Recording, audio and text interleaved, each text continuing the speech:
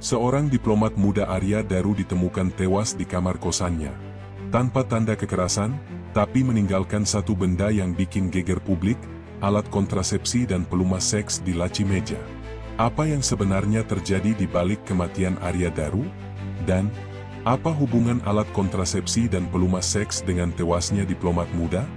Sebelum lanjut ceritanya, jangan lupa ya like dan subscribe channel Saka Bercerita.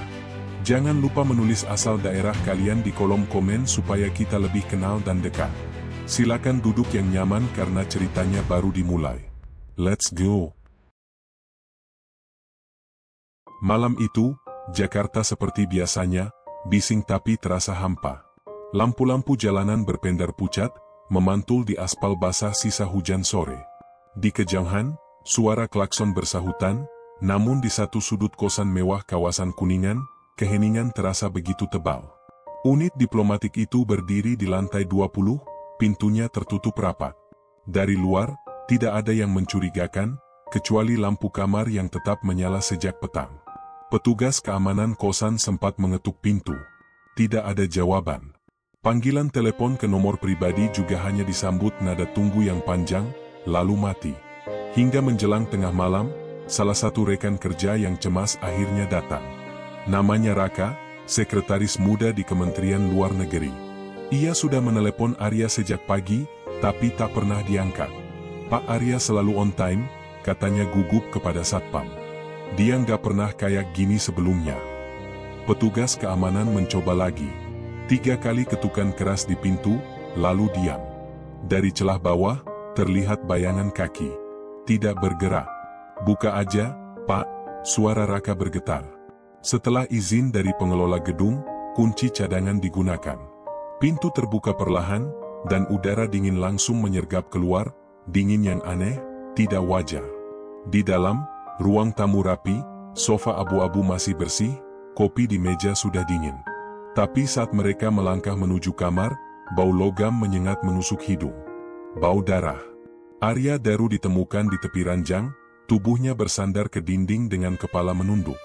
Kemejanya kusut, satu sisi dada tampak membiru. Di tangan kirinya masih menggenggam ponsel, sementara di meja samping terdapat sebuah cangkir kosong dan selembar kertas kecil yang setengah terbakar di asbak. Raka menjerit pelan. Ya Tuhan! Satpam langsung memanggil bantuan. Dalam hitungan menit, lorong kosan dipenuhi suara langkah sepatu, kamera, dan lampu senter. Polisi datang, memeriksa ruangan, menutup area dengan garis kuning. Dari luar jendela, hujan kembali turun, kecil, tapi berisik. Sementara itu, di seberang pulau, ribuan kilometer dari Jakarta, Pita terbangun karena ponselnya bergetar tanpa henti.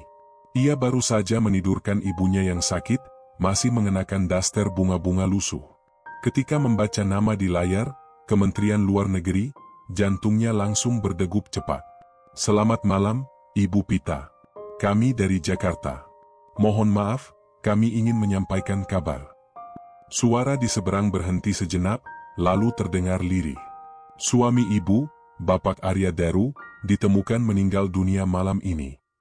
Dunia seolah berhenti. Pita menjatuhkan ponsel dari tangannya. Suaranya tak keluar, hanya napas pendek-pendek disertai isakan kecil. Ibunya terbangun, panik melihat anaknya menjerit tanpa suara. Tidak mungkin. Air mata jatuh deras, wajahnya pucat seperti kehilangan darah. Ia berlari keluar rumah, menatap langit malam Lombok yang gelap, berharap kabar itu hanya mimpi buruk. Tapi tidak ada jawaban. Keesokan paginya, berita itu sudah memenuhi layar televisi nasional. Diplomat muda ditemukan tewas di kosan Jakarta. Arya Daru, bintang muda Kemenlu, meninggal secara misterius. Di pojok kanan layar, foto Arya tersenyum, berdasi rapi, latar belakang bendera merah putih. Laporan awal menyebutkan tidak ada tanda-tanda kekerasan fisik yang mencolok, namun pihak kepolisian masih menyelidiki sebab kematian. Namun yang mengejutkan publik bukanlah penyebab kematiannya, melainkan apa yang ditemukan di dalam kamarnya. Beberapa jam setelah olah TKP, seorang jurnalis dari media besar membocorkan foto buram, sebuah kotak kecil berisi alat kontrasepsi dan sebotol pelumas. Dalam hitungan menit, Rumor mulai beredar seperti api yang menjalar di padang kering. Diplomat muda punya hubungan gelap? Apakah dia bunuh diri karena tekanan pribadi? Benarkah istrinya tinggal terpisah karena masalah rumah tangga? Pita menatap layar televisi di ruang tamu rumah orang tuanya dengan wajah kosong. Ia bahkan belum sempat melihat jasad suaminya, tapi sudah harus menyaksikan publik menguliti kehidupannya. Petang itu, jenazah Arya tiba di Bandara Internasional Lombok, dibawa dalam peti kayu sederhana yang dibalut kain bendera. Tangis keluarga pecah, memenuhi terminal kedatangan. Pita berlari, hampir terjatuh, lalu memeluk peti itu dengan tubuh gemetar. "Kenapa kamu nggak bilang apa-apa, ya?" bisiknya di sela isap. Suara doa mengalun lirih di rumah duka. Ratusan orang datang melayat, kerabat, pejabat, wartawan, tetangga. Tapi di antara semua wajah itu, ada tatapan-tatapan yang menusuk, penasaran, sinis, penuh dugaan. Beberapa ibu berbisik di pojok ruang tamu. "Katanya di kamar ada barang aneh." "Loh, masa diplomat gitu?" Pita mendengarnya. Dan setiap bisikan terasa seperti belati menusuk jantungnya. Malam itu, setelah semua tamu pulang, Pita duduk sendirian di dekat peti.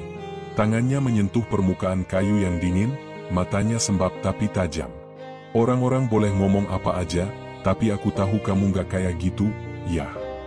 Suara gemetar itu pecah, tenggelam dalam hening panjang. Di Jakarta, penyelidikan terus berjalan. Polisi mengumumkan bahwa tidak ada tanda kekerasan eksternal, dan kematian Arya diduga karena henti jantung mendadak. Tapi publik tak puas. Setiap forum berita, setiap komentar di media sosial, seakan berlomba menciptakan versi mereka sendiri. Ada yang menuduh Arya stres karena tekanan pekerjaan. Ada yang mengaitkan kematiannya dengan hubungan gelap. Ada juga yang menyebutkan kemungkinan politik kotor di dalam kementerian. Namun satu hal yang paling ramai dibicarakan adalah, siapa pemilik alat kontrasepsi itu? Tidak ada yang tahu. Polisi bungkam, keluarga diam, dan Pita memilih menutup diri. Hingga 3 hari setelah pemakaman, sebuah surat elektronik masuk ke ponsel Pita. Dari alamat tak dikenal. Subjeknya hanya tertulis, kebenaran yang mereka sembunyikan. Pita membukanya dengan tangan bergetar. Di dalam, hanya satu kalimat pendek. "Kalau kamu ingin tahu apa yang sebenarnya terjadi di kamar itu, datanglah ke Jakarta. Jangan percaya siapapun." Ia tertegun lama. Pandangannya kosong, matanya memantulkan cahaya layar ponsel. Di luar, hujan turun lagi, deras, seakan langit pun ikut berduka. Dan malam itu, Pita membuat keputusan yang akan mengubah hidupnya selamanya. Ia akan pergi ke Jakarta. Mencari kebenaran yang direnggut dari suaminya.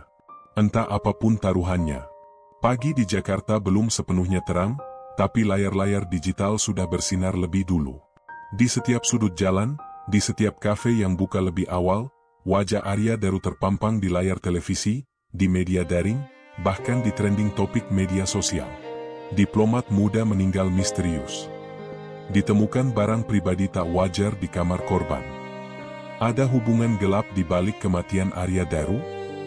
Judul-judul itu menelusup kemana-mana, menciptakan badai opini yang tak terbendung. Orang-orang tidak lagi membaca berita untuk mencari kebenaran. Mereka hanya ingin mempercayai apa yang paling seru untuk dibicarakan.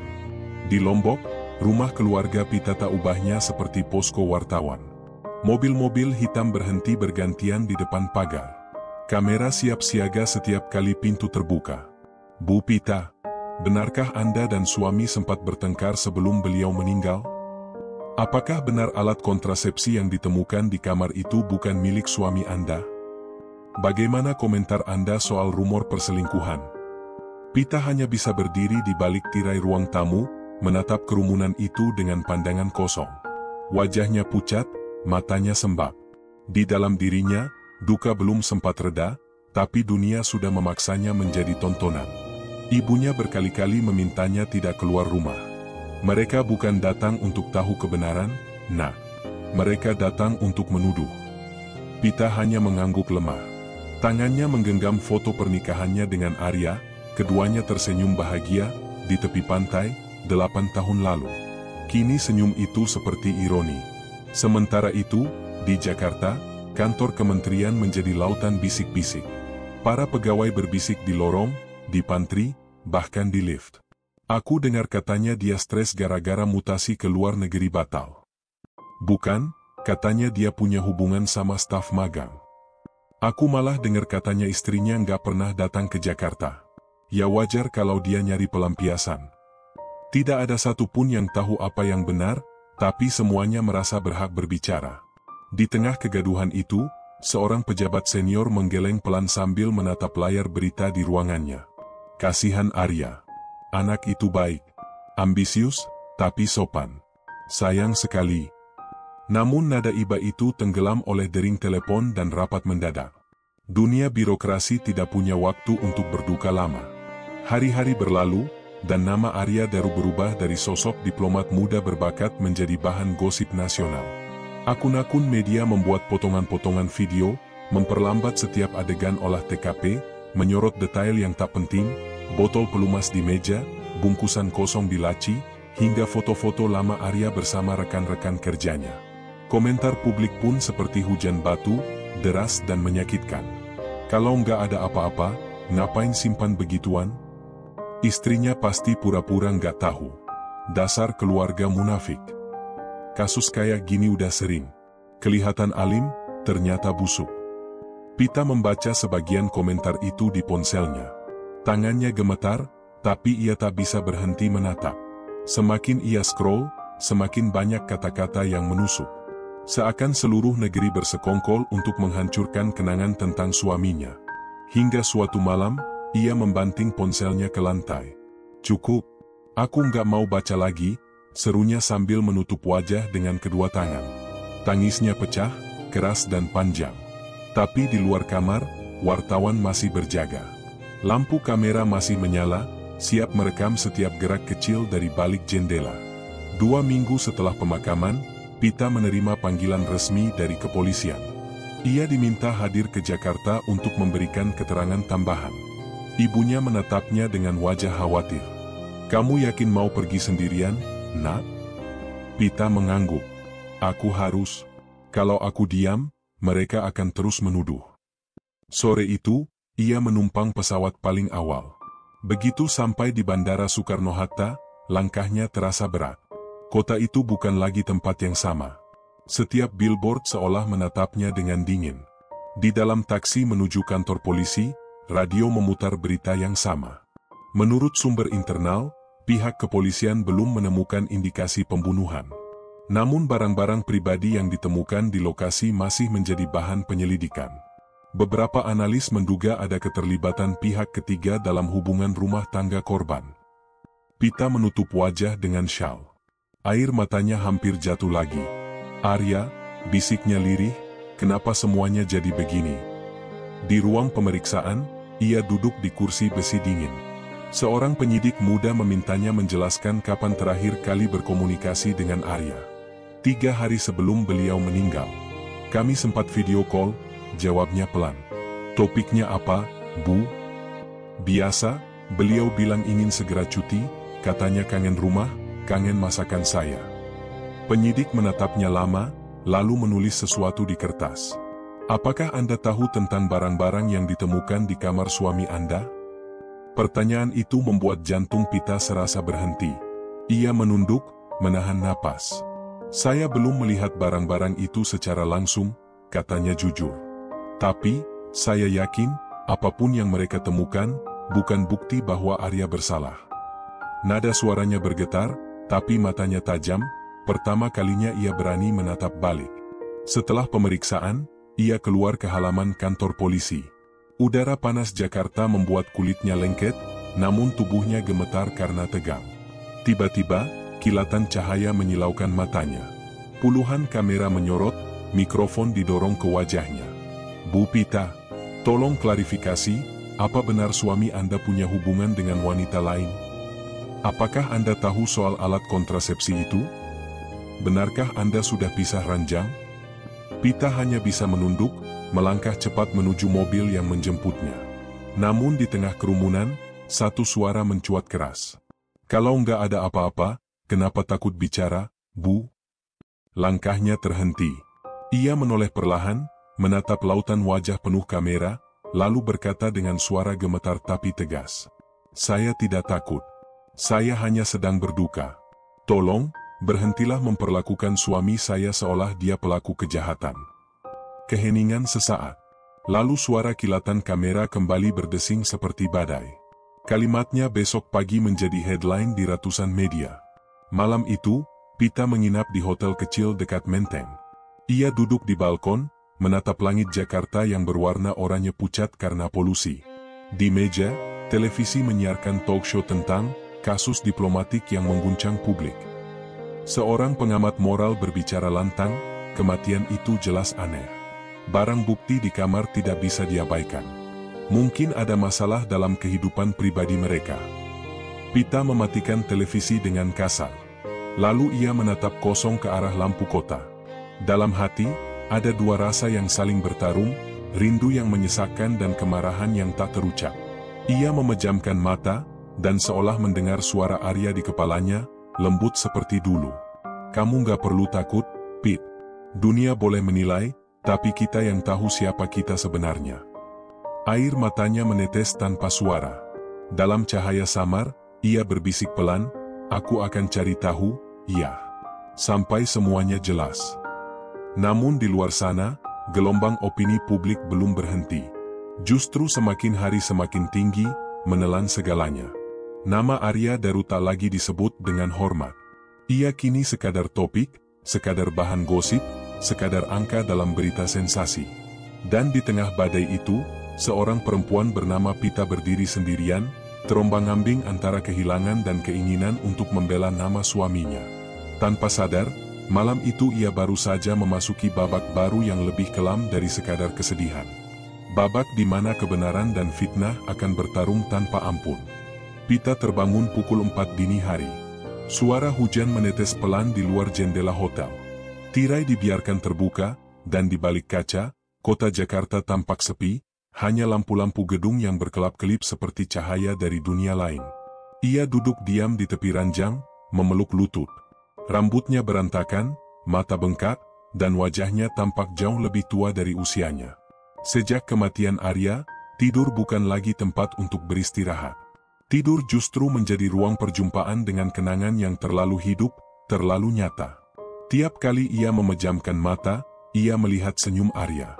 Dan tiap kali ia terbangun, yang tersisa hanya keheningan panjang, dan rasa bersalah yang tak tahu sebabnya. Beberapa jam kemudian, Pita turun ke lobi hotel. Aroma kopi pagi menyeruak, tapi tak ada yang menggugah seleranya. Ia duduk sendirian di pojok, menatap layar televisi yang menyiarkan ulang berita tentang suaminya. Wajah Arya muncul lagi, kali ini diapit foto kamar kosan, garis polisi, dan caption besar bertuliskan, rahasia di balik kematian diplomat muda. Seseorang di meja sebelah berbisik sambil menatap layar. Itu yang kemarin ramai, kan? Katanya ada barang-barang pribadi yang mencurigakan. Pita mengangkat wajahnya perlahan, lalu menatap wanita itu dengan dingin. Wanita itu langsung diam, menyadari siapa yang duduk di sampingnya. Pita menarik napas panjang, lalu berdiri dan meninggalkan kopinya yang masih penuh. Ia sudah lelah menjadi bahan pembicaraan. Di taksi menuju rumah kontrakan sementara, pandangannya menembus kaca jendela. Setiap sudut kota ini menyimpan kenangan tentang Arya. Gedung tempat mereka dulu makan siang bersama, taman kecil tempat Arya melamarnya, hingga hal tebus tempat mereka pernah menunggu di bawah hujan pertama kali. Ia masih ingat jelas hari itu, Arya datang terlambat 30 menit, membawa bunga yang setengah layu. Tapi di wajahnya, ada senyum yang tulus, yang tidak pernah bisa dilupakan. Maaf, aku telat. Tapi bunga ini masih lebih segar dari perasaanku buat kamu, katanya waktu itu sambil tertawa. Pita tertawa kecil kala itu, tawa yang kini terasa asing di tenggorokannya. Di rumah kontrakan yang kecil itu, Pita mencoba hidup normal. Ia membeli beberapa pot tanaman, menaruhnya di jendela dapur. Ia menulis daftar belanja, mencuci piring, menyalakan radio, seolah semua bisa berjalan seperti biasa. Tapi setiap hal kecil mengingatkannya pada Arya. Cangkir putih di rak masih ada noda hitam di bibirnya, bekas kopi kesukaan Arya. Kemeja biru di lemari masih wangi sabun cuci yang dulu Pita pilihkan khusus karena katanya lembut di kulit. Dan di dalam dompet kecil di laci, tersimpan selembar foto, mereka berdua di acara kementerian. Arya mengenakan jas abu-abu, menggenggam tangannya erat. Pita menatap foto itu lama, seolah bisa berbicara. "Kenapa kamu pergi secepat itu, Yah?" bisiknya. "Kenapa kamu gak sempat pamit?" Air matanya menetes pelan, jatuh ke permukaan foto yang kini mulai pudar warnanya. Sore itu, seorang teman lama datang berkunjung. Namanya Tari, jurnalis yang dulu sering meliput acara diplomatik dan sempat dekat dengan Arya serta Pita. Ia membawa sebungkus roti dan wajah canggung. "Maaf baru sempat datang, Pit," katanya pelan. "Aku tahu kamu gak mau diganggu, tapi aku khawatir." Pita tersenyum tipis. "Terima kasih. Aku masih berusaha untuk nggak gila." Tari menatapnya, lalu menunduk. "Aku tahu kamu pasti capek dengar semua berita itu." Hening beberapa saat, sebelum Tari menambahkan dengan suara lebih pelan. "Aku cuma mau bilang, ada beberapa hal aneh di pemberitaan. Banyak detail yang berubah-ubah. Seolah, ada yang sengaja bikin cerita makin kabur." Pita mengernyit. "Maksudmu?" "Aku nggak tahu pasti, tapi aku punya kenalan di kepolisian. Katanya, ada rekaman CCTV dari kosan Arya yang gak pernah dirilis ke publik." Dada Pita berdegup kencang. "Kenapa gak dirilis?" Tari mengangkat bahu. "Entahlah. Katanya rusak. Tapi aku rasa bukan itu alasan sebenarnya."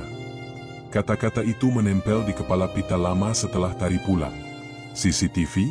Rekaman? Mengapa tidak pernah disebut? Malamnya, Pita menatap keluar jendela. Lampu-lampu kota berkelip seperti bintang yang jauh. Ia berpikir, kalau memang ada rekaman, mungkin di sana ada jawaban. Atau justru kebenaran yang lebih menyakitkan.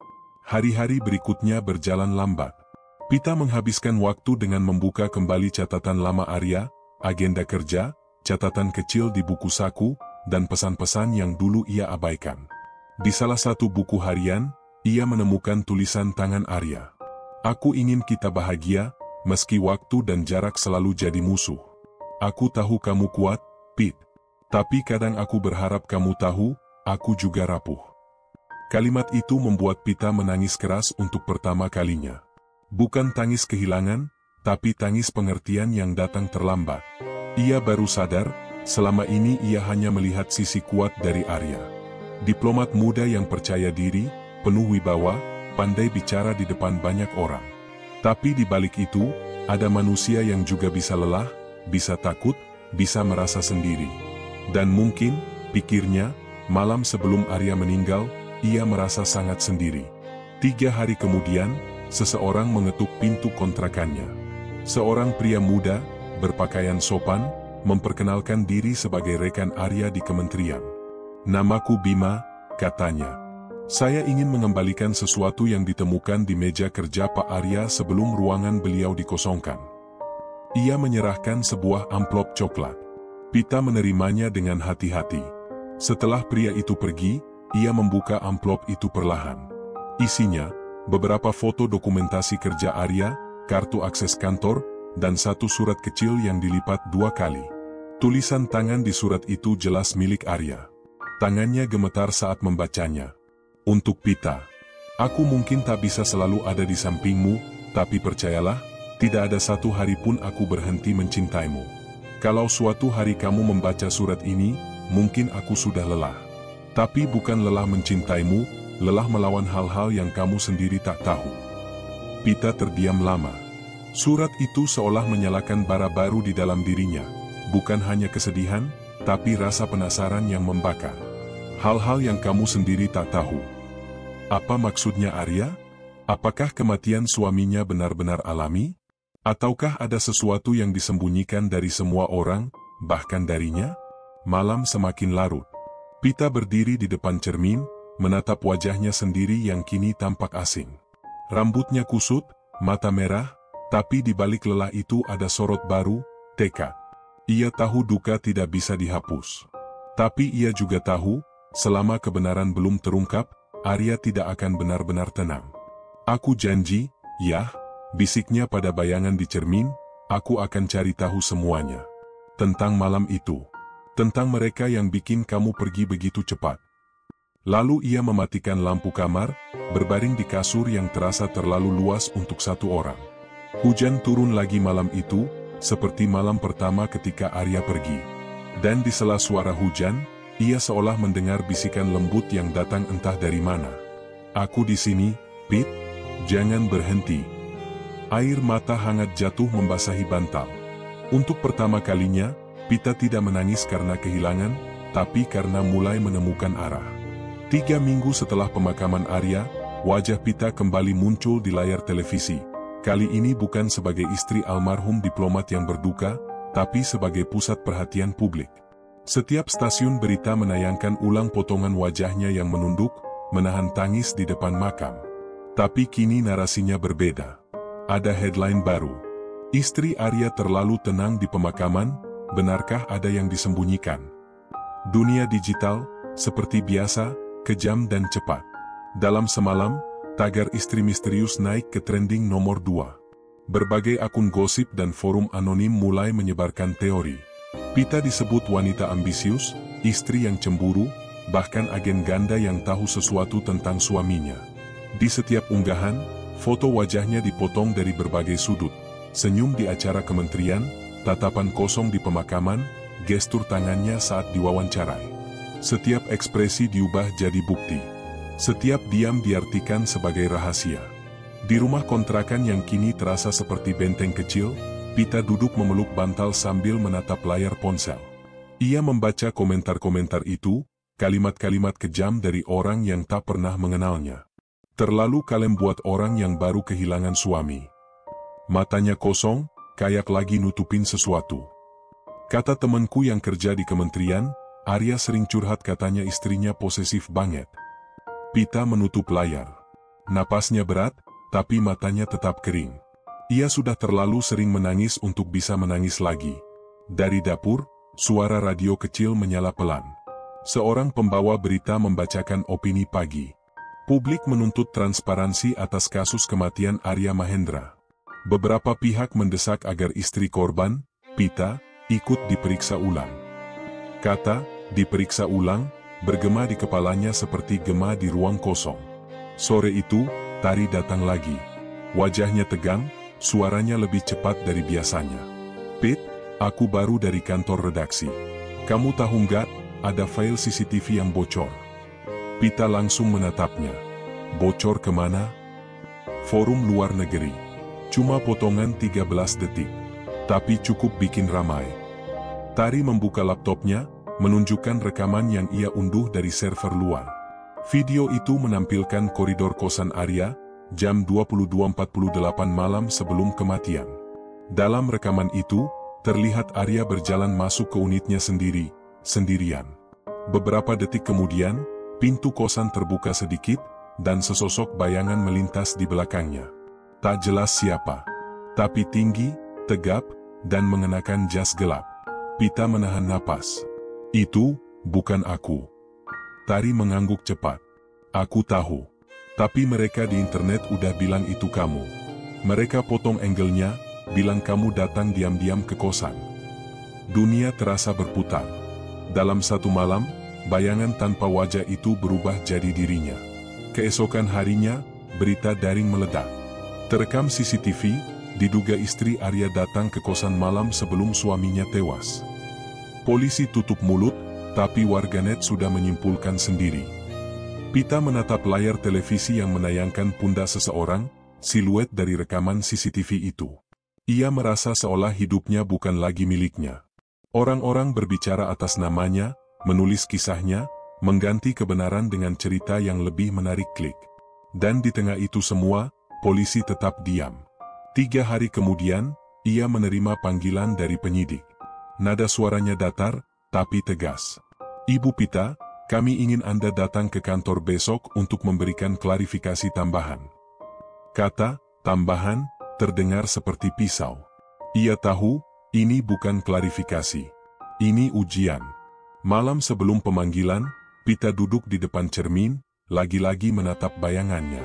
Kalau kamu masih di sini, ya, bisiknya pelan.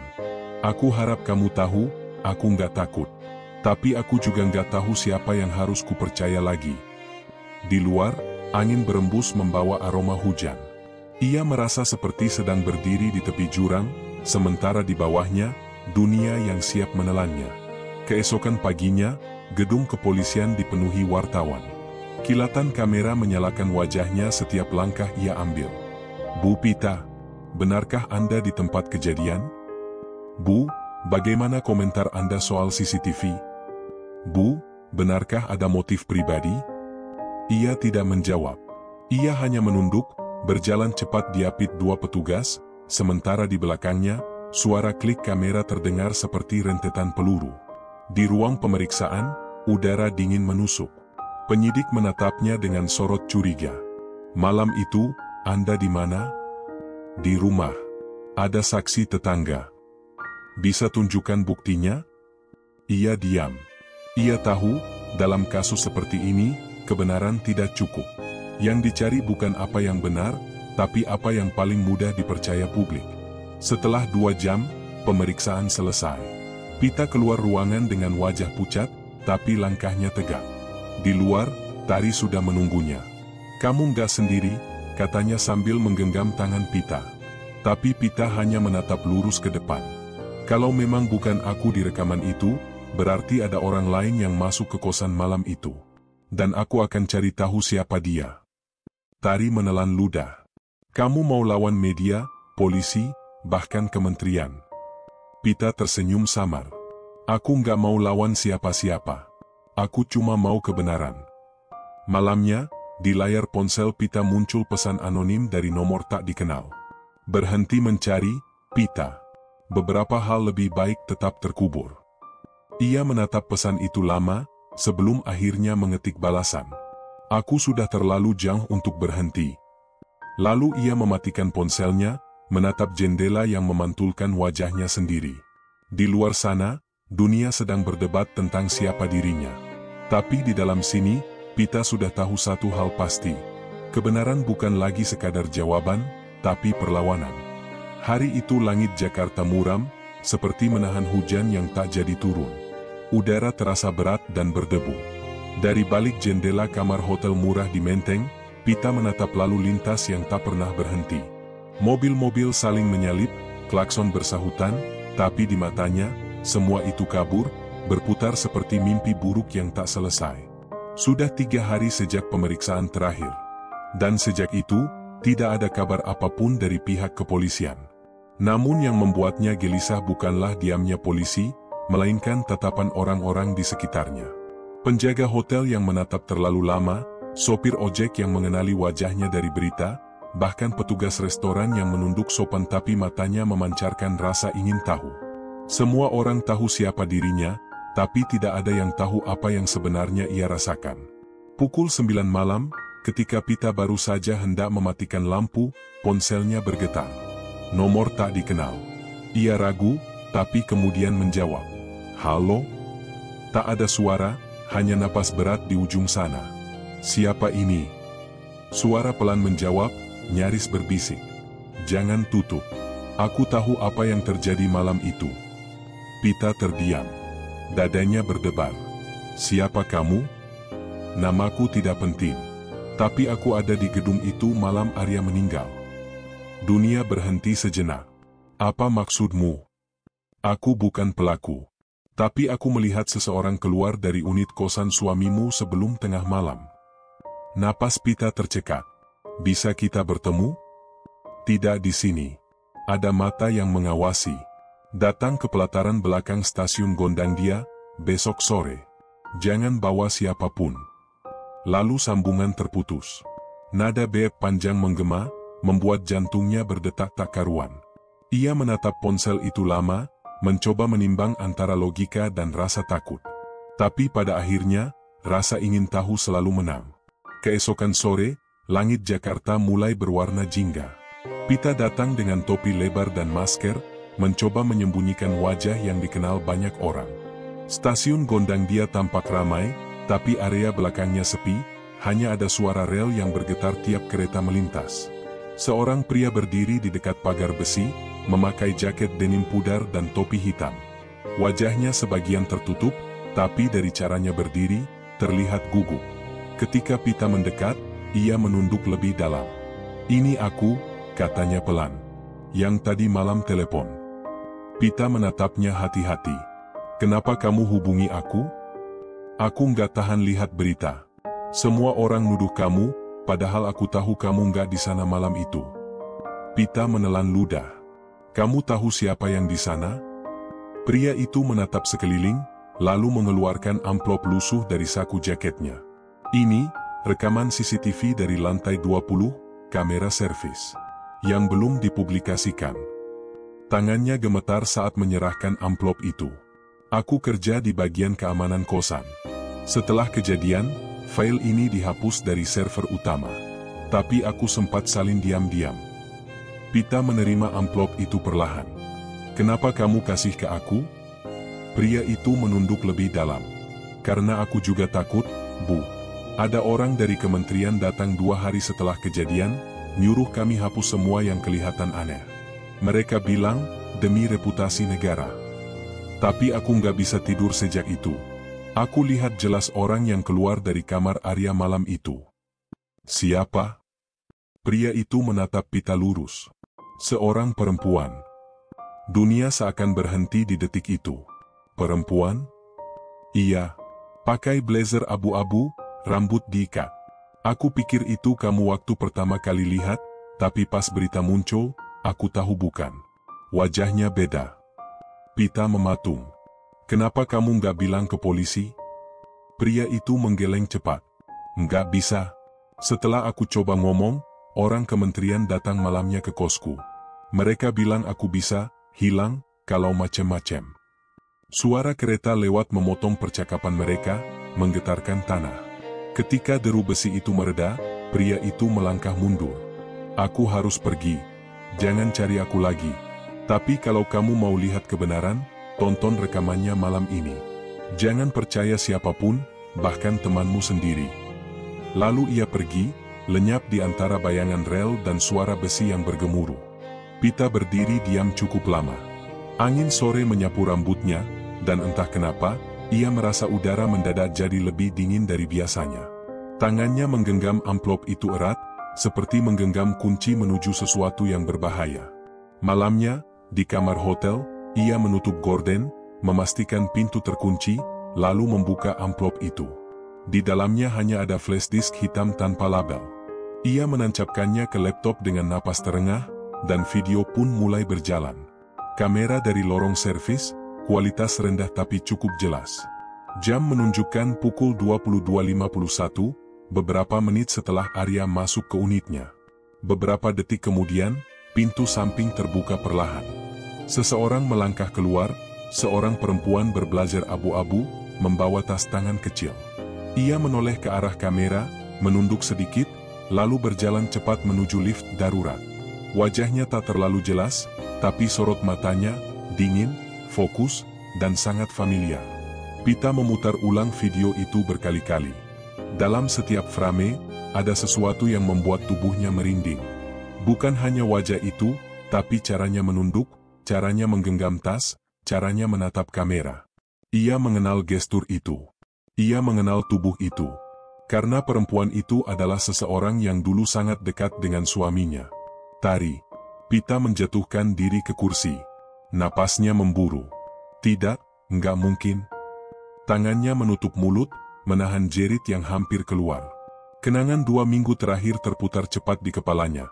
Wajah Tari yang selalu muncul tiba-tiba, yang selalu tahu lebih dulu apa yang diberitakan media, yang selalu menenangkan, tapi juga terlalu ingin tahu. Tiba-tiba semua kepingan kecil itu mulai menyatu. Jam di dinding menunjukkan pukul 12 lewat sedikit ketika suara ketukan pelan terdengar di pintu. "Toh, toh, toh." Pita membeku. Tidak mungkin housekeeping datang tengah malam. Ketukan itu terdengar lagi. Lebih keras. "Pit, ini aku, Tari. Aku bawa makanan. Kamu belum makan, kan?" Suara itu lembut, sama seperti biasa. Tapi sekarang, di telinga Pita, suara itu terdengar seperti sesuatu yang lain. Ia tidak menjawab. Ketukan berhenti beberapa detik, lalu terdengar suara langkah menjauh di koridor. Hening. Pita meraih laptop, menyalin isi flash disk ke drive rahasia, lalu mematikannya. Ia tahu, mulai malam ini, hidupnya tidak akan sama lagi. Kebenaran sudah terbuka sedikit, tapi bersamanya datang bahaya yang lebih besar dari yang ia bayangkan. Dan entah kenapa, untuk pertama kalinya sejak Arya meninggal, ia merasa takut bukan karena kehilangan, tapi karena ada seseorang yang tidak ingin ia menemukan kebenaran. Malam itu Jakarta sunyi, tapi tidak benar-benar tenang. Langitnya kelabu, menyimpan petir yang menunggu saat tepat untuk menyambar. Di kamar hotel kecil di Menteng, Pita duduk di ujung ranjang, menatap laptop yang gelap setelah video tadi ia putar puluhan kali. Di layar kosong itu, ia masih bisa membayangkan wajah perempuan berblazer abu-abu yang muncul di CCTV. Sorot matanya tajam, langkahnya yakin, dan setiap gerakannya seperti deja vu yang menyakitkan. Wajah itu, ia tahu, bukan milik orang asing. Wajah itu milik seseorang yang ia anggap keluarga sendiri, Tari. Di meja, flash disk hitam tergeletak seperti benda kutukan. Setiap kali Pita menatapnya, pikirannya kembali berputar pada semua hal kecil yang dulu tidak ia sadari. Cara Tari menatapnya saat berita kematian Arya muncul, cara dia selalu tahu hal-hal yang bahkan polisi belum umumkan, dan cara ia tiba-tiba muncul malam itu, tepat setelah Pita menerima pesan misterius. Apakah semua ini kebetulan? Atau sejak awal, Tari memang bagian dari sesuatu yang lebih besar? Sesuatu yang selama ini bersembunyi di balik wajah ramahnya? Jam menunjukkan pukul 1 dini hari. Hujan mulai turun perlahan, menetes di jendela seperti suara langkah kaki. Pita duduk diam, tapi pikirannya penuh badai. Ia tahu besok harus melakukan sesuatu. Ia tidak bisa terus bersembunyi di hotel. Ia harus menghadapi Tari, langsung, dan mencari tahu apa yang sebenarnya terjadi. Namun sebelum sempat ia tidur, suara ketukan di pintu terdengar lagi. 1 kali, 2 kali, pelan, tapi teratur. Tok, tok, tok. Ia menatap pintu itu lama, lalu perlahan mendekat. Siapa? Suara di luar menjawab, lembut tapi jelas. Ini aku, Pit. Tari. Dunia di dalam dadanya berhenti berdetak. Ia menatap gagang pintu, seolah benda itu bisa menjawab pertanyaannya. Setelah beberapa detik hening, ia membuka sedikit pintu, hanya selebar telapak tangan. Wajah Tari muncul di celah itu, setengah basah oleh hujan, tapi masih dengan senyum yang hangat seperti biasa. Kamu kenapa nggak angkat teleponku dari tadi? Katanya ringan. Aku, cuma capek, jawab Pita singkat. Boleh aku masuk sebentar? Ada nada lembut di suaranya, tapi entah kenapa, kali ini terasa dingin. Pita ragu sejenak, lalu membuka pintu lebih lebar. Tari masuk, menaruh kantong plastik di meja. Aku bawain makanan. Kamu pasti belum makan. Suasana di kamar terasa berat, seperti udara terlalu padat untuk dihirup. Beberapa menit berlalu dalam diam. Hanya suara hujan di luar dan bunyi sendok mengenai piring. Tari menatap Pita yang duduk kaku di tepi ranjang. Kamu nggak apa-apa? Kelihatannya kamu nggak tidur dari kemarin. Pita mengangguk tanpa menatapnya. Aku cuma banyak mikir. Tari tersenyum tipis. Tentang apa? Banyak hal. Termasuk aku? Pertanyaan itu keluar seperti peluru pelan. Pita menatapnya, kali ini tanpa menghindar. Iya, termasuk kamu. Keheningan menggantung di antara mereka. Tari menatap balik, matanya tak lagi ramah seperti biasa. Ada sesuatu yang lain, sesuatu yang mengintai di balik tenangnya pandangan itu. Kenapa, Pit? Kamu mulai curiga padaku? Pita menelan ludah, mencoba menahan getaran di suaranya. Semalam ada seseorang menghubungiku, katanya pelan. Katanya dia lihat seseorang keluar dari kamar Arya malam itu. Oh, iya? Tari mengangkat alis, suaranya tetap tenang. Dan dia kasih aku rekaman CCTV. Wajah Tari sedikit berubah, tapi cepat ia kendalikan lagi. CCTV? Dari mana kamu dapat? Dari orang keamanan kosan. Rekaman yang disembunyikan. Tari tertawa kecil, tapi tawanya terdengar kering. Dan kamu percaya begitu saja pada orang asing? Pita berdiri perlahan. Aku percaya karena aku lihat sendiri wajah di rekaman itu. Suara hujan semakin deras di luar, seperti menegaskan ketegangan di dalam ruangan. Apa maksudmu? Tanya Tari pelan. Pita menatap lurus ke arahnya. Wajah itu, wajahmu. Waktu berhenti. Hanya bunyi derasnya hujan yang terdengar, seolah menenggelamkan segalanya. Tari menatapnya lama, sangat lama. Lalu perlahan meletakkan sendok di atas piring. Jadi kamu pikir aku datang ke kamar Arya malam itu? Aku nggak pikir, Tari. Aku lihat. Dan kamu pikir, aku yang bunuh dia?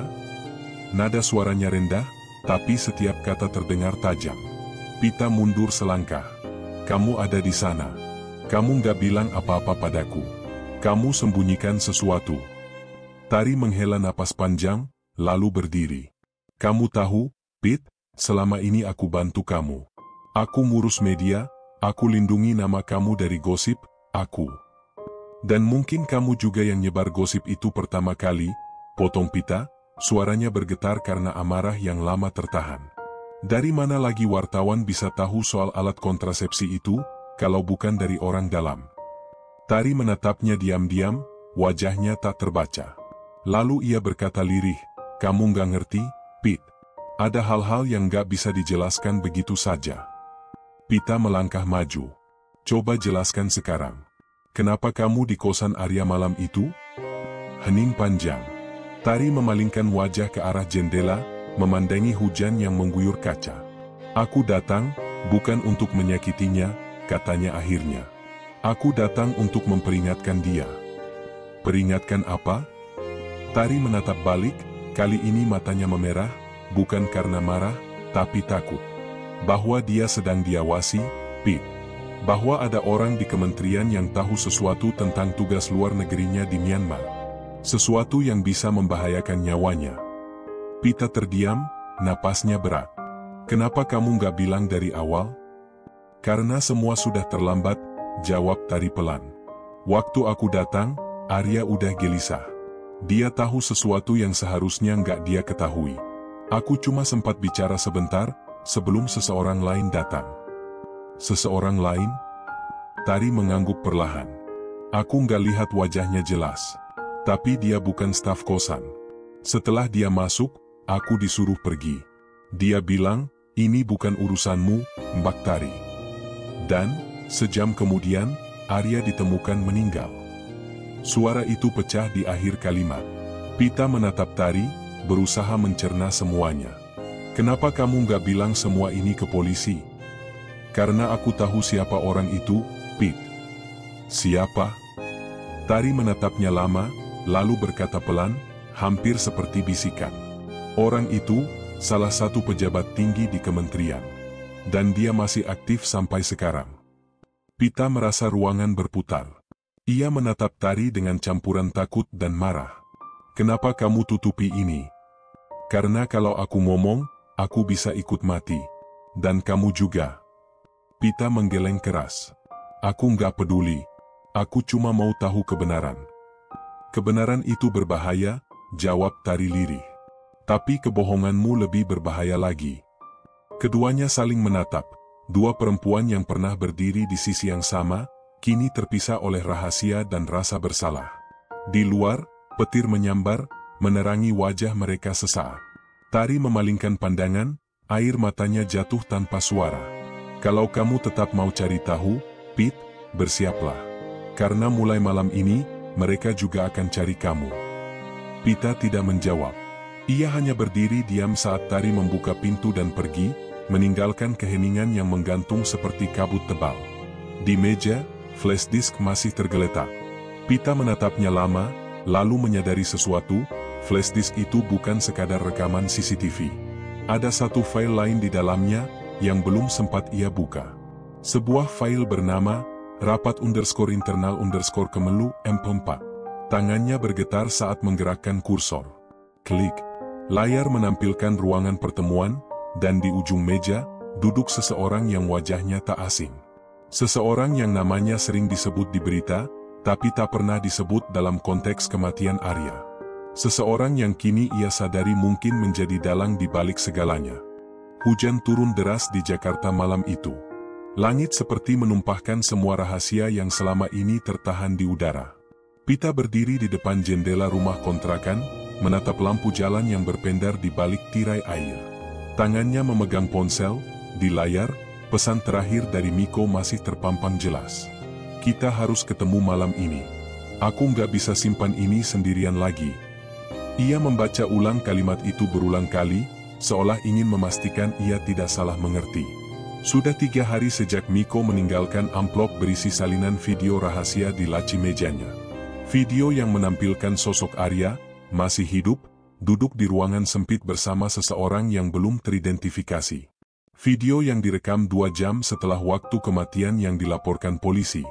Pukul 8 lewat sedikit, Pita memutuskan pergi. Tari sudah melarangnya sejak siang. Pit, jangan datang sendirian. Aku nggak tenang. Tapi Pita hanya menjawab pelan, kalau aku nggak datang malam ini, mungkin aku nggak akan pernah tahu kebenaran sebenarnya. Ia mengenakan jas hujan hitam, menyalakan motor, dan melaju ke arah utara kota. Jakarta malam itu sepi, tapi udara terasa berat. Seolah setiap tikungan menyimpan mata yang mengawasinya. Lokasi yang Miko kirim lewat pesan hanyalah koordinat, gudang lama dekat pelabuhan. Tempat yang sunyi, nyaris tanpa penerangan. Ketika ia tiba, lampu neon di depan gudang hanya berkedip lemah. Pita turun perlahan, menutup pintu motornya pelan, dan melangkah masuk melewati pintu besi yang terbuka setengah. Pita, suara berat memecah keheningan. Miko muncul dari balik bayangan, wajahnya tegang dan basah oleh hujan. Ia tampak lelah, seperti seseorang yang sudah tidak tidur berhari-hari. Kau datang, katanya, suaranya rendah tapi syarat kegelisahan. Pita menatapnya tajam. Kau bilang ada sesuatu yang harus kulihat. Miko mengangguk, lalu menatap sekeliling dengan waspada. Setelah malam ini, semuanya akan berubah. Ia berjalan ke meja kayu di tengah ruangan, mengambil laptop lusuh, dan menyalakan file video di dalamnya. Gambar bergetar, suara samar, tapi cukup jelas memperlihatkan Arya, duduk dengan tangan terikat. Di depannya, seorang pria berpakaian sipil sedang berbicara padanya dengan nada keras. Kau pikir mereka nggak tahu, Arya? Semua sudah bocor. Nama istrimu juga ada di daftar itu. Kalian pikir bisa main bersih? Kami cuma jalankan perintah. Arya menatap ke arah kamera, suaranya lemah tapi penuh tekad. Kalau kalian sentuh Pita, aku pastikan semuanya keluar ke publik. Lalu video berhenti. Pita menatap layar kosong itu lama sekali. Dadanya sesak. Itu, 2 jam setelah polisi bilang Arya sudah meninggal. Miko mengangguk pelan. Ya. Dan itu berarti seseorang memalsukan waktu kematiannya. Suara petir menggema di luar, seolah menyambar tepat di atas gudang. Miko berjalan mondar-mandir, suaranya bergetar. Pit, Arya nggak mati karena bunuh diri. Dia dibunuh. Dan bukan sembarang orang yang melakukannya. Siapa? Orang dalam kementerian. Orang yang pernah dia tolak waktu ditawari proyek. Tiba-tiba, suara tembakan memecah udara. Kaca jendela pecah, peluru menembus papan kayu di samping kepala Miko. Ia terhuyung, lalu jatuh. Miko, teriak Pita, berlari mendekat. Darah mulai mengalir di lantai, bercampur dengan air hujan yang masuk dari celah atap. Miko menggenggam tangan Pita, napasnya berat, bibirnya gemetar. Ada nama di file itu, Dewa Putra. Dia dalangnya, simpan videonya, jangan kasih ke siapapun dulu. Matanya terpejam sebelum kalimat terakhir selesai. Pita menatap tubuh Miko yang tak bergerak, jantungnya seperti diremas. Tapi tangannya langsung bergerak cepat, mengambil flash disk dari laptop, menyelipkannya ke dalam saku dalam jaket. Ia berlari keluar gudang di tengah hujan deras, napasnya memburu, suara langkah kaki terdengar dari belakang. Bayangan 2 orang berbaju hitam muncul di ujung jalan. Tanpa berpikir, ia berlari ke arah pelabuhan, menyelinap di antara kontainer dan perahu nelayan. Beberapa menit kemudian, ia bersembunyi di balik tumpukan peti kayu. Hujan makin deras, tapi suara langkah itu makin menjam. Ia memejamkan mata, menahan tangis yang hampir pecah. Kini ia tahu, Ini bukan sekadar kematian diplomatik biasa. Arya dibunuh karena sesuatu yang ia tahu. Dan nama, Dewa Putra, kini menggantung di pikirannya seperti belati yang siap menebas segalanya. Tengah malam, Pita akhirnya tiba di rumah. Seluruh tubuhnya basah kuyup, wajahnya pucat tapi matanya tajam, penuh tekad baru. Ia menyalakan laptop pribadi, menyambungkan flash disk yang Miko berikan. Dalam folder yang tersembunyi, ada satu file dengan label samar, Sandi A13. Ketika dibuka, muncul ratusan pesan terenkripsi, tanda tangan digital, dan rekaman suara pendek yang terdengar seperti instruksi rahasia. Suara seorang pria, berat, berwibawa, dingin. Pastikan Arya tidak sempat meninggalkan negara ini. Lakukan dengan tenang. Jangan ada jejak. Pita terdiam. Suara itu terlalu familiar. Ia pernah mendengarnya, bukan di kantor, bukan di televisi, tapi di ruang tamu rumahnya sendiri. Suara itu, suara atasan Arya yang pernah makan malam bersamanya setahun lalu. Pita menatap layar dengan tangan gemetar. Dewa Putra, bisiknya pelan. Suara itu menggema lagi di pikirannya, kali ini dengan wajah pria berjas abu-abu yang dulu tersenyum ramah di hadapan mereka. Senyum yang kini terasa seperti pisau terselip di balik sapaan. Malam itu, Pita tahu, hidupnya takkan pernah kembali seperti semula. Dan kebenaran yang ia cari, baru saja menunjukkan wajah paling gelapnya.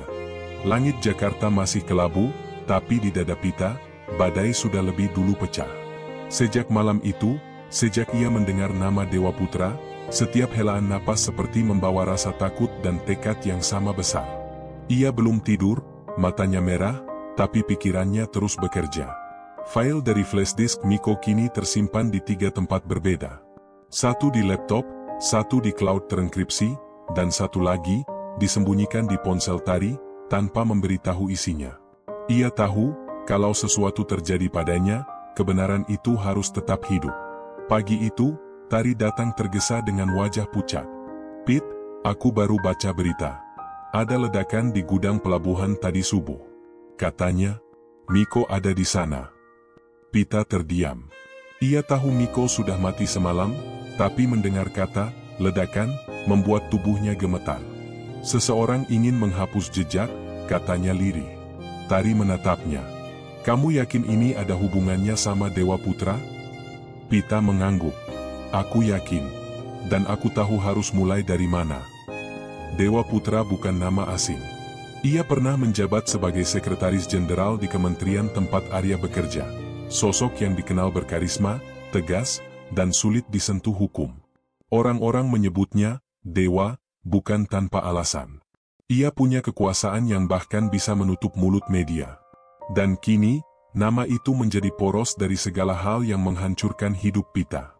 Hari itu, Pita datang ke gedung kementerian dengan penyamaran sederhana, rambut dikuncir, mengenakan masker dan kacamata hitam. Ia memanfaatkan kartu akses Arya yang entah bagaimana masih aktif di sistem lama. Sebelum masuk, ia menatap pintu logam itu lama-lama. Tangannya bergetar, tapi matanya dingin. "Aku datang untuk jawaban, bukan pembalasan," bisiknya pada diri sendiri. Gedung itu sunyi.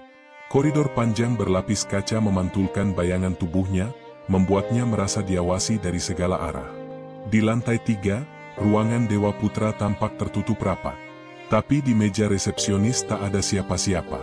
Ia memanfaatkan kesempatan itu, mengambil flash disk kecil, menyambungkannya ke port komputer di luar ruangan, lalu mengakses jaringan internal. Beberapa folder terbuka otomatis, laporan proyek, memo diplomatik, dan satu folder terenkripsi bernama S9. Ia klik. Sebuah daftar muncul, Arya Mahendra, Rudi Setiawan, Ambon Case File, dan Pita Lestari. Matanya membesar. Namanya sendiri ada di dalam daftar.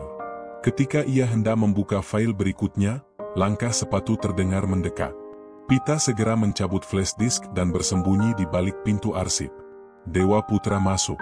Suaranya berat, dingin, penuh keangkuhan. "Jangan biarkan kasus Arya Mahendra keluar ke publik. Aku sudah bilang, semuanya harus mati bersih." Seseorang di dalam ruangan menjawab dengan nada ragu, "Tapi, Pak," istrinya, Pita, mulai mencari. Kalau begitu, buat dia berhenti mencari. Kata-kata itu membuat Pita menahan napas. Tangannya mengepal kuat sampai buku jarinya memutih. Ia ingin keluar dan berteriak, tapi akalnya menahan. Ia tahu, melawan sekarang berarti mati. Ketika langkah mereka menjauh, Pita keluar perlahan. Ia menatap pintu itu, kemudian menatap lantai di mana bayangan dewa tadi menghilang. Hatinya berdegup cepat, tapi tekadnya makin kuat. Kalau dia pikir aku akan berhenti, dia salah besar, gumamnya. Malam itu, di rumah, Pita menyalakan laptop dan memutar ulang potongan audio dari file Miko. Suara dewa terdengar jelas, membahas penangkapan seorang diplomat asing, pembocoran dokumen rahasia, dan penyelundupan dana proyek. Arya ternyata menemukan sesuatu di dalam sistem kementerian, dan berencana mengungkapkannya lewat media luar negeri. Itu sebabnya ia dihabisi. Pita menutup mata, menahan isap. Jadi semua ini karena kamu jujur, yah? Air matanya menetes, tapi kali ini bukan karena kehilangan. Karena kemarahan. Tengah malam, ia menerima panggilan tak dikenal. Suara di seberang berat, datang. Berhenti, Pita. Kamu sudah melangkah terlalu jauh. Siapa ini? Anggap saja teman lama suamimu. Kami tahu kamu punya filenya. Kalau kalian pikir bisa menakutiku, kalian salah. Telepon terputus. Beberapa detik kemudian, suara pecahan kaca terdengar dari jendela belakang. Pita menunduk, sebutir peluru menembus bingkai kayu, nyaris mengenai kepalanya. Ia langsung merayap ke bawah meja, napas memburu, tangan menggenggam ponsel. Dalam hitungan detik, ia menghubungi Tari. Tar, aku nggak aman di sini. Aku harus pergi. Tari panik di seberang. Kemana? Tempat yang Arya sebut dulu, Villa Senja di puncak. Katanya kalau dia hilang, aku harus ke sana. Perjalanan malam itu seperti kabur dari neraka. Hujan kembali turun, kali ini lebih deras dari sebelumnya. Setiap lampu mobil di belakang terasa seperti ancaman. Pita memegang setir erat-erat, matanya nyaris tak berkedip. Ketika akhirnya tiba di villa tua yang dikelilingi kabut, ia menyalakan lampu temaram di ruang tamu. Segalanya masih sama, debu di meja, foto lama di dinding, jaket Arya yang tergantung di kursi. Ia berjalan perlahan ke meja kerja kecil di sudut ruangan, membuka laci bawah. Sebuah map coklat tersimpan rapi di dalamnya. Di halaman pertama, tertulis, "Jika kau membaca ini, berarti mereka sudah menangkapku. Pita, simpan file S9. Di dalamnya ada bukti semua transaksi dan nama-nama yang terlibat. Percayalah, kebenaran akan menemukan jalannya, lewat kamu." Pita menggigit bibir, menahan tangis. Ia membuka laptop, menggabungkan data dari flash disk Miko dengan file di map itu. Tabel muncul, berisi daftar nama, pejabat tinggi, pengusaha, dan satu baris paling bawah, Dewa Putra Proyek Asmara Loka. Ia tahu inilah inti dari semuanya. Proyek fiktif bernilai triliunan yang digunakan untuk mencuci dana diplomatik. Arya menemukan alirannya, dan itu membunuhnya. Tiba-tiba, suara langkah berat terdengar di teras villa. Pita menutup laptop, mematikan lampu, dan bersembunyi di balik lemari. Bayangan masuk, 2 orang pria berseragam hitam, membawa senjata. "Cari di setiap ruangan," kata salah satunya. "Bos bilang dia kesini." Pita menggigit ujung selimut, menahan napas. Langkah-langkah itu mendekat. 2 meter. 1 meter. Pintu lemari terbuka perlahan. Tapi sebelum mereka sempat menembak, suara klakson panjang terdengar dari luar. Sorotan lampu mobil menembus jendela. Seseorang berteriak dari luar, "Cepat keluar, Pit. Ayo." "Tari." Ia datang. Pita berlari keluar lewat pintu belakang, melompat ke dalam mobil. Mereka melaju kencang menuruni jalan berkabut, sementara peluru menghantam kaca belakang. "Pit, apa yang kamu bawa?" tanya Tari dengan napas tersengal. Pita menatapnya, wajahnya dingin. "Bukti kematian Arya. Dan alasan kenapa aku nggak boleh mati sekarang." Mobil terus melaju, meninggalkan villa dalam kabut tebal. Dari kejauhan, kilatan cahaya merah muda dari remang pagi mulai muncul di ufuk timur. Hari baru datang, tapi Pita tahu, Ini bukan akhir pelarian. Ini awal perang. Kabut di jalan puncak pagi itu belum sepenuhnya sirna ketika mobil yang ditumpangi Pita dan Tari berhenti di pinggir tebing. Kaca belakang berlubang peluru, bodi mobil penuh lumpur. Suara jangkrik dari hutan bercampur dengan detak jantung yang belum juga tenang. Pita menatap keluar jendela, pandangannya kosong. Di dadanya, ketakutan dan tekad bertempur seperti dua badai yang tak mau kalah. Tari menoleh, napasnya masih tersengal. Kita nggak bisa terus sembunyi kayak gini, Pit. Mereka pasti nyari kita. Pita menjawab pelan, aku tahu. Tapi kalau kita balik ke Jakarta tanpa rencana, kita nggak akan sampai hidup-hidup. Ia membuka laptop, menyalakan file yang diselamatkannya dari villa. Di layar muncul folder besar berisi bukti transaksi, rekaman suara, dan dokumen rahasia proyek Asmara Loka.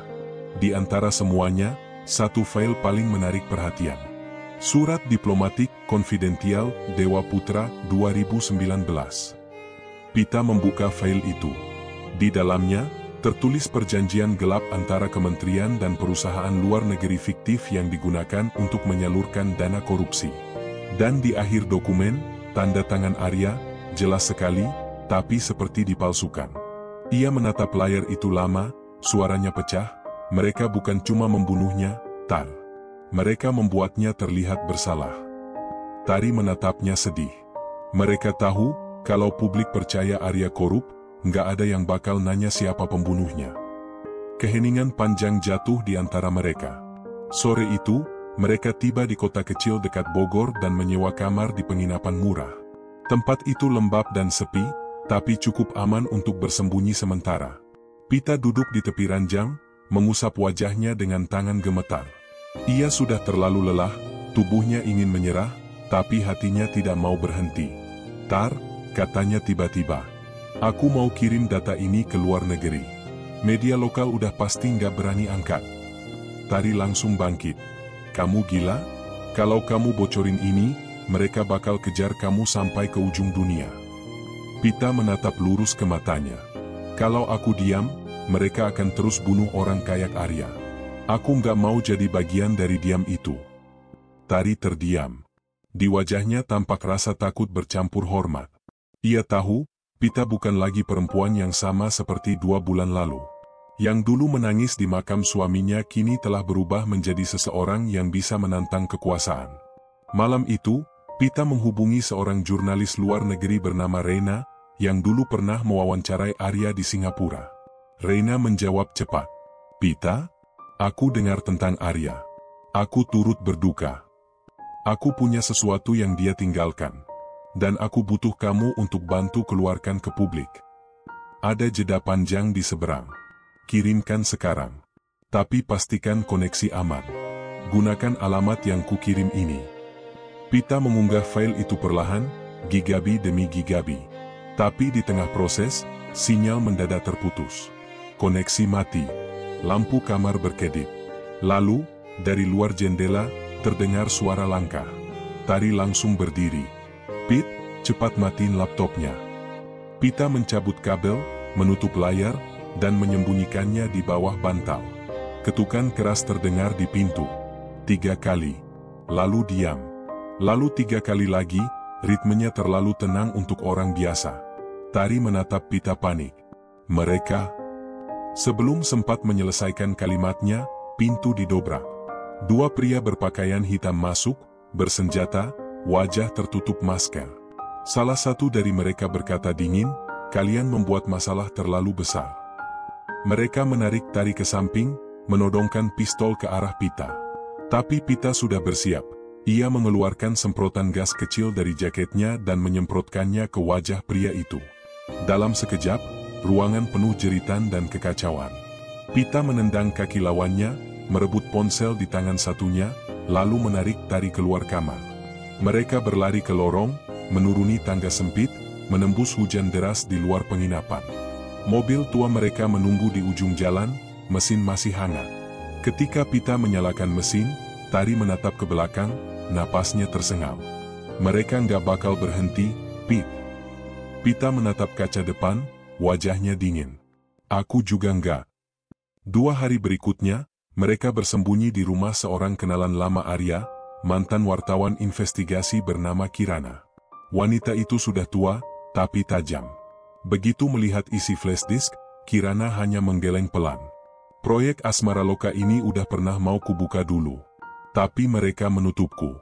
Dan sekarang kamu datang, bawa bukti yang sama, dengan harga yang lebih besar. Kirana membantu mereka menghubungkan kembali jaringan aman untuk mengirim data ke luar negeri. Ia juga memberi saran, jangan percaya siapapun, bahkan orang yang kamu pikir di pihakmu. Malam itu, di tengah kerja keras mereka, Tari tampak gelisah. Ia berjalan mondar-mandir, sesekali menatap ponselnya diam-diam. Pita menyadarinya, tapi tak berkata apa-apa. Namun ketika Tari keluar ke halaman dengan alasan menelepon ibu, Pita membuka laptop dan melihat notifikasi di layar. Seseorang sedang mencoba mengakses file dari lokasi yang sama dengan sinyal ponsel Tari. Napas Pita tertahan. Tangannya dingin. Ia berlari keluar, menghampiri Tari yang sedang berbicara dengan seseorang di telepon. "Tari, kamu bicara sama siapa?" Tari terkejut, menutup ponselnya cepat. Enggak, aku cuma..." "Jangan bohong." Tari menggigit bibir, wajahnya menegang. "Mereka mengancam ibuku, Pit. Aku nggak punya pilihan. Aku cuma kasih lokasi, aku nggak kasih filenya." Pita menatapnya lama. Dunia di sekitarnya seolah runtuh perlahan. "Jadi kamu yang bawa mereka ke penginapan waktu itu?" Tari menangis, suaranya pecah. "Aku nggak tahu mereka bakal nyerangmu. Aku cuma pengen ini selesai." Pita melangkah mundur, wajahnya kaku. "Aku sudah kehilangan Arya karena orang-orang kayak mereka. Sekarang kamu mau bantu mereka juga?"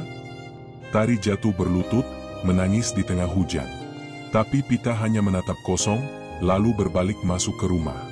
Di dalam, ia menyalakan laptop, dan mulai menulis surat digital terakhir untuk dikirim ke Reina. "Kalau kamu baca ini, artinya aku sudah tidak aman lagi. File yang kukirim berisi semua bukti korupsi dan pembunuhan terhadap Arya Mahendra. Pastikan dunia tahu siapa Dewa Putra sebenarnya. Aku tidak butuh balas dendam, aku cuma butuh kebenaran." Ia mengirim pesan itu, lalu menatap layar selama beberapa detik sebelum menutupnya.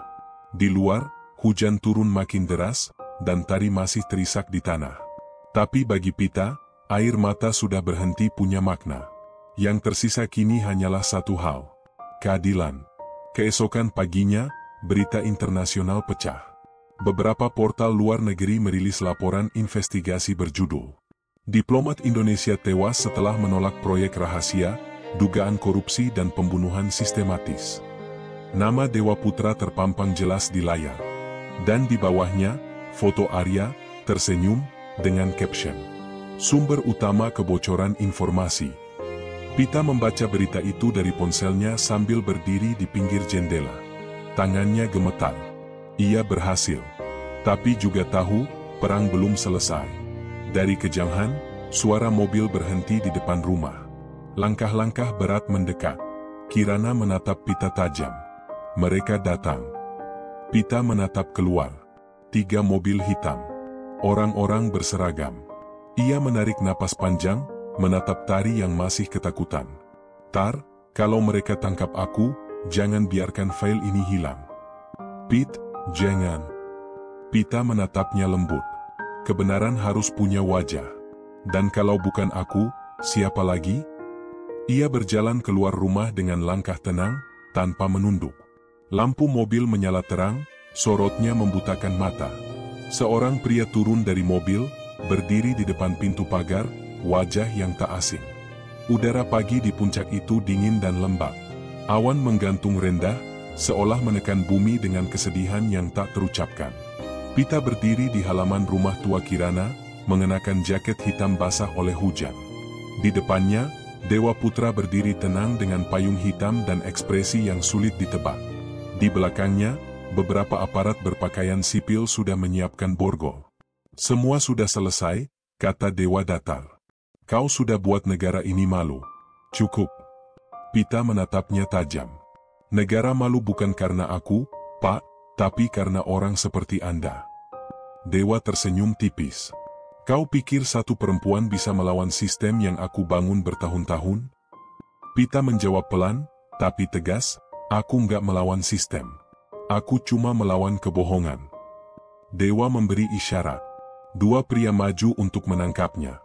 Namun sebelum mereka menyentuh Pita, suara keras terdengar dari dalam rumah. Suara Kirana, berhenti.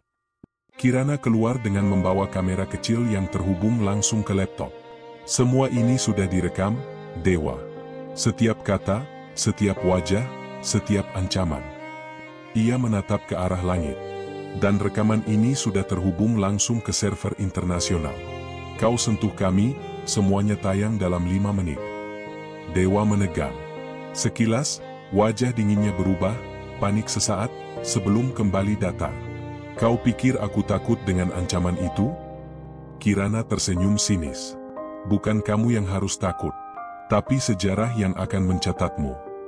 Ketegangan menggantung di udara seperti tali yang siap putus. Lalu, tiba-tiba, bunyi letusan. Satu peluru. Pita terjatuh. Kirana menjerit, berlari ke arahnya. Tari yang sedari tadi bersembunyi di belakang rumah menatap dari jendela, wajahnya pucat pasi. Dewa masih berdiri di tempat yang sama, tak bereaksi, tapi tangannya sedikit bergetar. Pita menggenggam dadanya, darah mengalir di antara jari. Dengan napas tersisa, ia meraba saku jaketnya, dan menyerahkan flashdisk terakhir ke Kirana. Suaranya nyaris tak terdengar. Pastikan, dunia tahu. Matanya perlahan terpejam. Beberapa detik kemudian, sirene polisi melengking dari kejauhan. Kirana berdiri, wajahnya dingin, memeluk tubuh Pita yang sudah tak bernyawa. Ia menatap lurus ke arah Dewa.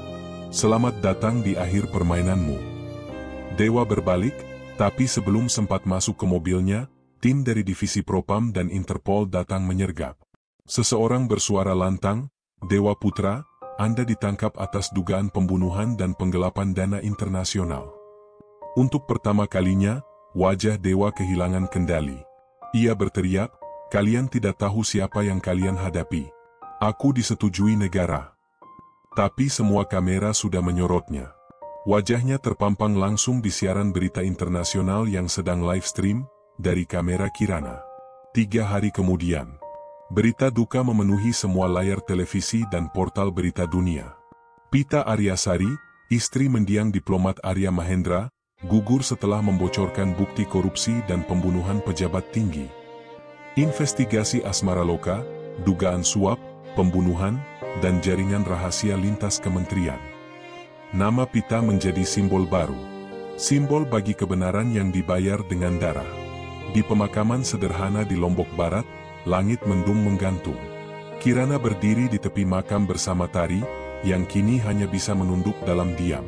Tari membawa bunga putih, menaruhnya di atas nisan bertuliskan Pita Aryasari, yang menyalakan terang di tengah kebohongan. Air matanya menetes perlahan. Aku minta maaf, Pit, kalau aku nggak cukup kuat waktu itu. Kirana menatapnya lembut. Dia tahu kamu menyesal. Tapi dia juga tahu, perjuangan belum selesai. Sekarang giliran kita yang jaga kebenaran itu. Beberapa minggu kemudian, di sebuah konferensi pers di Singapura, Reina, jurnalis yang menerima file dari Pita, berdiri di atas panggung. Di layar besar di belakangnya, muncul foto Pita dan Arya berdampingan, tersenyum. Reina berkata dengan suara bergetar. Mereka ingin membungkamnya, tapi kebenaran selalu menemukan jalan. Pita Aryasari bukan hanya saksi, dia adalah bukti bahwa cinta dan keberanian bisa menumbangkan kebohongan terbesar sekalipun. Tepuk tangan bergema di ruangan itu. Dan di antara kerumunan, seseorang meneteskan air mata, Tari, yang kini menjadi bagian dari tim investigasi Reina. Ia menatap layar, dan untuk pertama kalinya, tersenyum lega. Beberapa bulan berlalu. Pita memang telah tiada. Tapi dari kisahnya, lahir gelombang baru, Gerakan Transparansi dan Anti Korupsi Internasional. Sebuah yayasan berdiri dengan namanya, The Aryasari Foundation for Justice and Truth. Di halaman depan situs yayasan itu, tertulis satu kalimat sederhana, kalimat terakhir dari surat Pita. Kebenaran mungkin tak selalu menang cepat, tapi ia tak pernah kalah selamanya.